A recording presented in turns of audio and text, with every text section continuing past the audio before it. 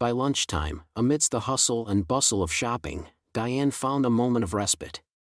As they sat down to enjoy a meal together, she seized the opportunity to check in with her friend Alice over the phone, learning about Alice's upcoming date with Robert that evening. It was a brief but heartwarming conversation, a reminder of the vibrant social network she was part of. Tony's call came shortly after, a thoughtful check-in that ended with an invitation for dinner. Diane, however, chose to prioritize her evening with her children, eager to soak in every moment with them before they returned to the structured life of boarding school. Conversations with her early teens, especially about their personal lives, were akin to navigating a maze without a map. Yet, Diane had mastered the art of patience and non-intrusiveness, fostering an environment where her children felt comfortable sharing bits and pieces of their lives.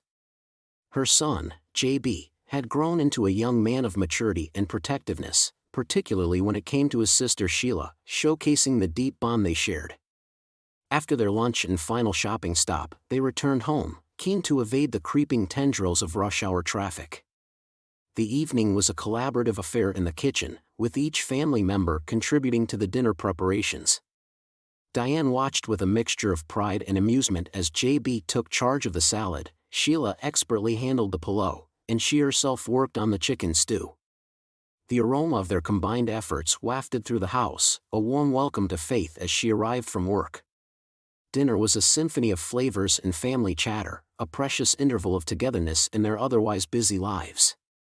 The conversation lingered even after the meal was done, an informal debriefing of the day's events and a catching-up session that spanned topics from the mundane to the profound. Eventually, the kids retreated to JB's room, leaving the adults to their own devices. After a heartfelt conversation with Tony, Diane and Faith decided to call it a night, marking the end of another chapter in their family's book of memories. The whirlwind of the following 2 days saw Diane tirelessly navigating the chaos of back-to-school preparation, a testament to her dedication as a mother. The weekend was earmarked for packing, a final hurdle before the serene silence of Monday morning. As the house quieted down with the children focused on their task, Diane couldn't help but feel a mix of relief and nostalgia. The ritual, exhausting as it was, symbolized the passage of time and the growth of her children, a journey she was privileged to share with them. On a day that promised to be as long as a Monday in a leap year, Diane found herself practicing the art of time travel, trying to fast-forward through her workday. The anticipation of a lunch date with Tony turned every tick of the clock into a slow-motion replay. She left for work with the enthusiasm of someone headed to a surprise party, not the drudgery of corporate meetings. Diane's morning routine involved a stealth operation of watch-checking, a skill she honed with the precision of a spy, all while navigating the corporate jungle of her big client meeting. The meeting, contrary to the laws of corporate time dilation, finished early, a phenomenon Diane wished she could replicate on demand.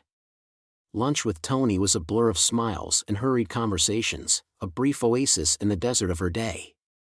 Their plans for a Saturday rendezvous at Masai Lodge, initially a duo act that would later morph into a group gathering, offered a glimmer of weekend excitement. Returning to her desk felt like a punishment, a stark reminder of the space between now and the freedom of post-work bliss. As if on cue, Faith dialed in with her own escapade plans, leaving Diane to marinate in envy and impending solitude. The afternoon stretched out before her like a red carpet to nowhere, each task a reminder of the ticking clock and her eagerness to escape. In a stroke of social genius, Diane roped in Alice for an impromptu dinner, a strategy that promised adult conversation drowned out by the delightful chaos of their children. Alice, armed with her offspring Triza and Al, arrived in a whirlwind of energy, turning the evening into a live sitcom. JB, the elder statesman of teenage romance, found himself the center of a comedic roast over his holiday crush, a tale as old as time, presented with the merciless humor only siblings and close friends can deliver. Herding the kids to dinner was akin to organizing a flash mob in a library, an endeavor met with resistance and chaos. Yet, when they finally congregated around the table, an unexpected hush fell over the group, a silent testament to the power of a well-prepared meal. The dishes stood no chance against the assembled company, cleared with the efficiency of a professional cleanup crew. In the aftermath, the house echoed with the remnants of laughter and playful jests, a memory capsule of an evening that started as a simple meal but ended as a chapter in the ongoing saga of friendship, family, and the unpredictable joy of togetherness. Diane, amidst the cleanup and gentle ribbing, found herself grateful for these moments of connection and camaraderie, a reminder that the best plans are often the ones made on a whim. In the aftermath of a bustling dinner, the house settled into a quieter rhythm as the kids demarcated their territories. JB and his entourage commandeered his room for their own brand of teenage camaraderie, while Sheila and the girls sought sanctuary in her room for some much-needed girl time. The adults, meanwhile, capitalized on this rare moment of peace. Alice and Diane, seizing the opportunity for uninterrupted conversation, delved into plans for the upcoming gathering with Tony and his friends. It was during this catch-up they realized the small world they inhabited, as Alice and Robert were among the guests expected to join, alongside a few other friends. The departure was a scene of youthful negotiations, with pleas and bargains thrown into the mix as the kids sought an extension of their day, this time aiming to reconvene at Alice's place. Diane, always a step ahead, leveraged this to her advantage, setting the condition that their belongings needed to be half-packed by midday if they were to earn their afternoon of leisure. Alice and her children made their swift exit, reaching home in a mere 15 minutes, a testament to the convenience of their proximity. Saturday morning arrived with a sense of purpose for JB and Sheila. Rising before Diane, they embarked on a packing spree, motivated by the promise of an afternoon with friends. Diane's discovery of not just half, but all their belongings neatly packed, was a pleasant surprise. The night's preparation, including the ironing of uniforms, had paid off, leaving the morning hassle-free.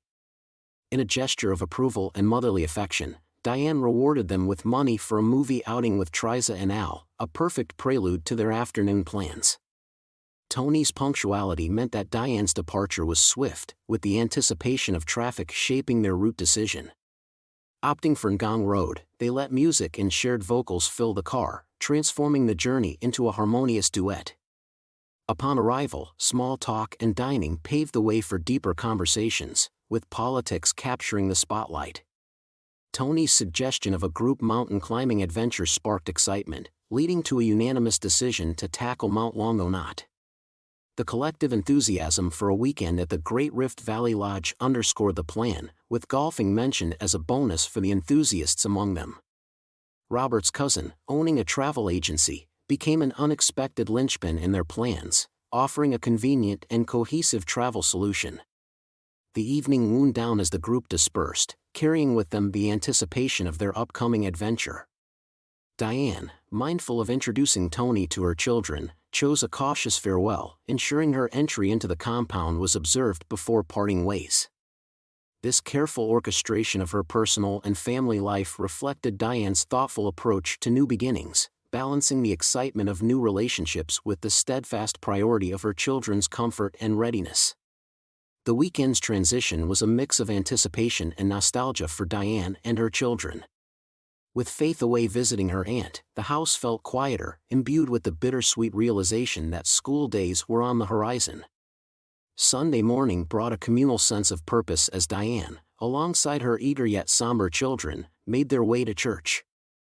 There, they were greeted by the familiar faces of Alice and her children, joining together in a service dedicated to blessing the children before their return to the educational grind.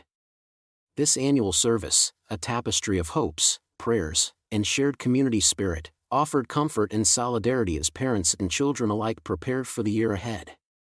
Post-service, the group decided to extend their fellowship over a meal, a last hurrah of sorts before the routines took over.